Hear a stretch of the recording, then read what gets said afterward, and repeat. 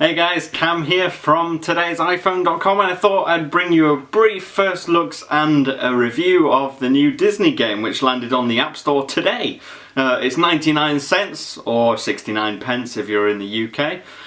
It's called Disney's Toy Story Smash It. What you need to do essentially is think Angry Birds but 3D, replace the birds with Buzz Lightyear, replace the green pigs with green aliens, and you're pretty much there. The reason I love this game so much, there's no in-app purchases, so I can just leave it with my kids and they can play it, but also I love Toy Story. I've got all the movies. I've got Pixar on video. I've got Pixar short films from before Toy Story on a DVD. I mean, I love Toy Story. I just do, and I think the characters in the game obviously have got a nostalgic thing about them, because obviously I was brought up watching Toy Story when I was really young, so I get to educate my kids with the same knowledge. And now essentially the aim of the game, as with Angry Birds, is that you pull back to let go of the ball. It's the yellow Pixar ball that you see in one of the earliest Pixar movies, Luxo Jr., the one with the lamps, and he squashes the ball, and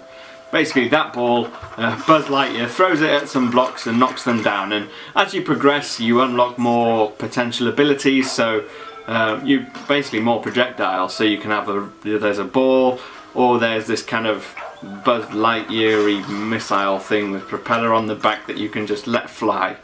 You've got wooden blocks, you've got glass blocks, and you've got metal blocks, and depending which one you hit they react in a different way. Wooden blocks, as you'd expect, would just topple straight over. Glass blocks smash to bits, and metal blocks are a little bit more tricky. But the aim of the game is to destroy all the green aliens before all your weapons run out, and also to get as many points as you can by collecting the gold cubes that are floating in the air as well. It's a really fun game, really simple. And you can tell who it's aimed at. I mean, I know it's not aimed at me, but that doesn't mean I'm not going to enjoy playing it anyway. But if you're looking through the settings of the game, you can see that it's so simple. There's icons, it's like music on or off. And that's pretty much it. There's like 2 or 3 different options in the settings. It's not complicated. Very easy to use, and once you've shown your kid how to use it once or twice, then they can do it pretty much easily straight away. So in the game, it's obviously made to be easy to play relatively. It's got like a target aim thing with a tracker that shows you the trajectory, but that's not to say it's not challenging sometimes, because the way the blocks are laid out, you have to move Buzz Lightyear, because you can actually, he's not stuck in one place like you'd get with an Angry Bird. You can move him along.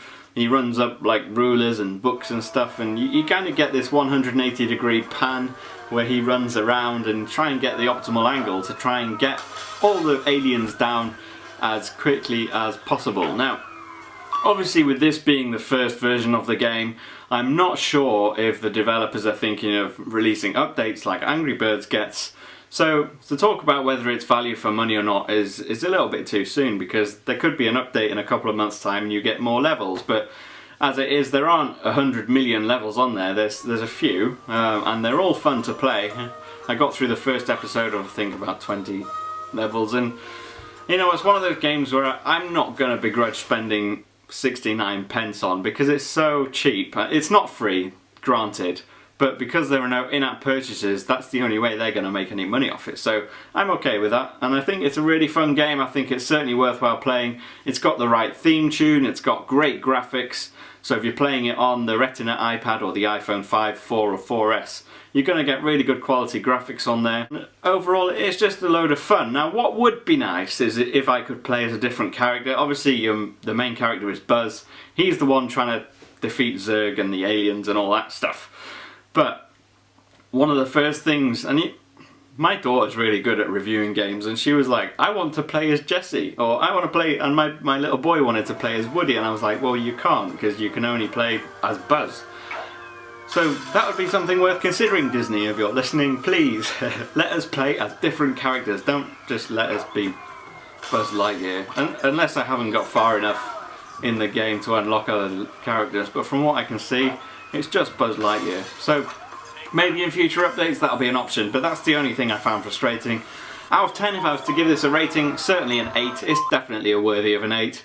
9, pushing it a bit too far, and 7's not generous enough. So It's a fantastic game. You're not going to regret. If you like Toy Story, you're going to like this game. It's great fun. Go download it if you like. If you want to ask me any questions at all about this game or any other apps or about anything in general, please feel free. I'm on Twitter at @TIP_cam, and I will see you again soon.